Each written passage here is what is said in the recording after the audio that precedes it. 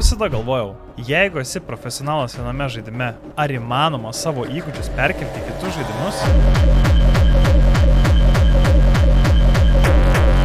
Stop. Šiek tiek sugrįžkime atgal. That was intense.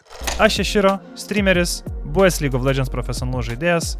Jei nesekate LoL sporto scenos, apie mane galbūt girdėjote iš Game On PUBG Creator Showdown, kurį tarp kitko pavyko ir laimėti. Bet dabar ne apie tai. Grįžtant prie mano minties,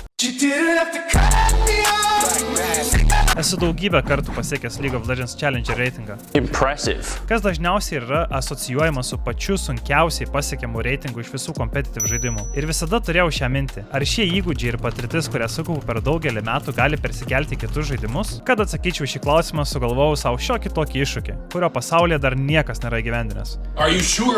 Kaip viskas atrodys? Imsime pačius populiariausius competitive žaidimus. CS, Valorantas, Marvel Rivals, TFT, you name it. Juose pabandysime pakelti patį aukščiausią reitingą.